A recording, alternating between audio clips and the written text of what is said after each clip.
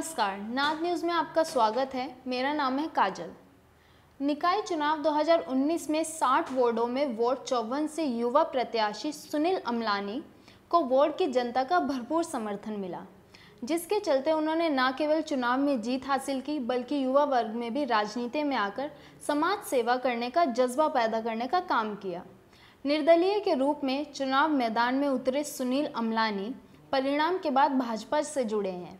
Ward की जनता ने जिस उम्मीद और बदलाव की मंशा के साथ उन्हें नगर परिषद बोर्ड तक पहुंचाया, उस मंशा को पूर्ण करने के लिए सुनील किस तरह प्रयास कर रहे हैं, आइए जानते हैं उनसे नाद न्यूज़ द्वारा की गई बातचीत में।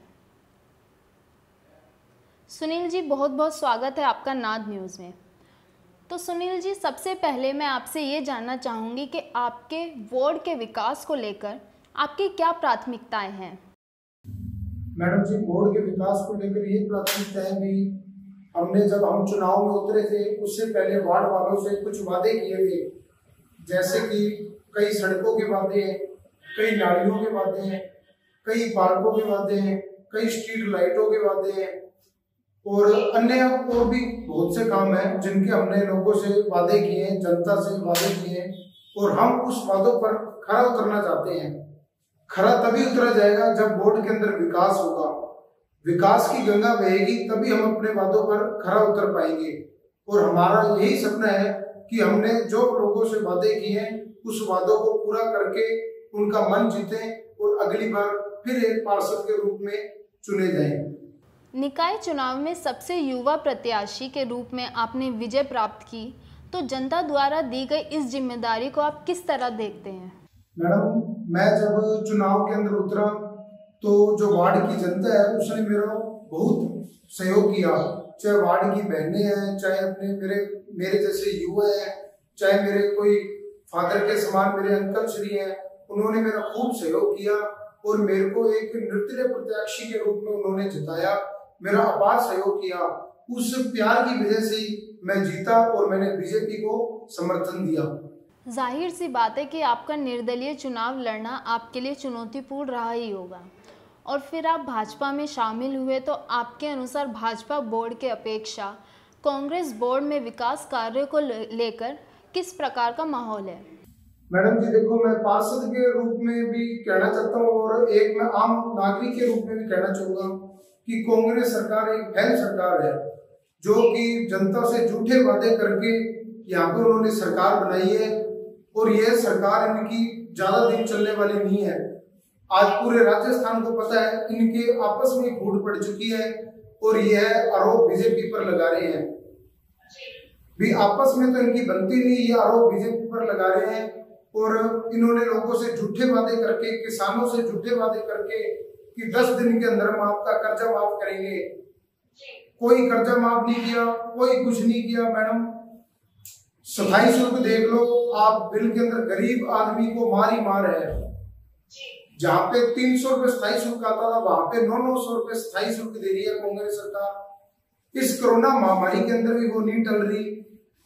एक गरीब जनता, एक तो वैसे ही ये इस बड़ी जो संकट आया हुआ है जनता पर, पूरी दुनिया पर आया हुआ है, एक तो वैसे ही मरी पड़ी है जनता, ऊपर से ये कांग्रेस सरकार जो बाहर डाल रही है, ये बिल्कुल फैल सरकार है। इसका बस घड़ा भर चुका है, अब ये सरकार गिरेगी। मैं आपसे ये भी पूछना चाहूँगी कि ऐसा कोई कार्य है जो पिछले काफ़ी सालों से वार्ड में नहीं हो पाया हो और उसे आप कार्यकाल में पूरा करवाने की मंशा है? बिल्कुल मैडम जी, बीजेपी पिछले 5 सालों में बीजेपी का राज था। यहाँ पे हमारे अपने जो विधायक थे, मंत्री भी थे, अपने डॉक्टर राम प्रताप जी, उन्होंने बहुत से विकास कार्य करवाए हैं। उनका नाम ही विकास दूत पड़ा हुआ है जी। मैडम, विकास के अंदर वो कभी पीछे नहीं हटते। सतीपुरा के अंदर उन्होंने 79 करोड़ से पुल पास करवाया, बजट पास करवाया। जैसे बठिंडा के अंदर गोल पुल बना हुआ है, वैसे वहां यहाँ पे हनुमानगढ़ में, जो कि राजस्थान में कहते हैं कि दूसरे पता नहीं तीसरे नंबर पर पुल है, ये जो सतीपुरा में बनेगा। गांधीनगर के अंदर अंडरपास पास कराए, नवा के अंदर करवाए। एक अपने 380 करोड़ रुपए की लागत से जो टैंकी अपने पानी का काम हो रहा था, जो बिना मोटर के अपने पानी ऊपर चढ़ता, पर वो अपने कांग्रेस सरकार आने के कारण वो सारे कार्य बीच में रह चुके हैं। सुनील जी, आप निकाय राजनीति में युवा प्रतिभा के रूप में उभरकर युवाओं के लिए आइकन बने हैं, तो हमारे देश के युवाओं को आप क्या संदेश देना चाहेंगे? मैडम जी, मेरा तो युवाओं को यही संदेश है कि कोई भी युवा है वो अपने आप को कम ना समझे। भी जरूरी नहीं है कि उसके पास पद ही होना चाहिए तभी वह समाज कार्य कर सकता है। पद होना कोई जरूरी बात, बड़ी बात नहीं है। वो अगर उसको अपनी समाज की सेवा करनी है तो वो किसी भी रूप में कर सकता है। सबसे बड़ी बात जो आज के कई युवा मैं देखता हूँ भी नशे में पड़ चुके हैं। नशे के कारण क्या उनकी आगे वाला जो भविष्य है वो खत्म हो रहा है। आज माँ बाप है वो अपने बच्चे को जन्म क्यों देता है? इसलिए देता है कि वो बड़ा होकर अपना भी नाम रोशन करे, अपने माँ बाप का भी नाम रोशन करे और अपने समाज का भी नाम रोशन करे और अपने देश का भी नाम रोशन करे। जी, बहुत बहुत शुक्रिया सुनील जी हमारे साथ जुड़ने के लिए। हम आशा करते हैं कि आप ऐसे ही प्रगतिशील कार्य करते रहेंगे। आज हमने सुनील जी से काफ़ी बातें की और उनके वार्ड के लिए किए गए विकास कार्यों के बारे में जाना। हनुमानगढ़ के ऐसे ही मुद्दों पर हम आगे भी बातें करते रहेंगे। तब तक के लिए आप जुड़े रहें नाद न्यूज़ से। हनुमानगढ़ की और अन्य खबरों से जुड़े रहने के लिए डाउनलोड करें हमारा नाद न्यूज़ ऐप। और अगर आप ये न्यूज़ यूट्यूब पर देख रहे हैं तो चैनल को सब्सक्राइब ज़रूर कीजिए और हमारे फेसबुक पेज को लाइक कीजिए।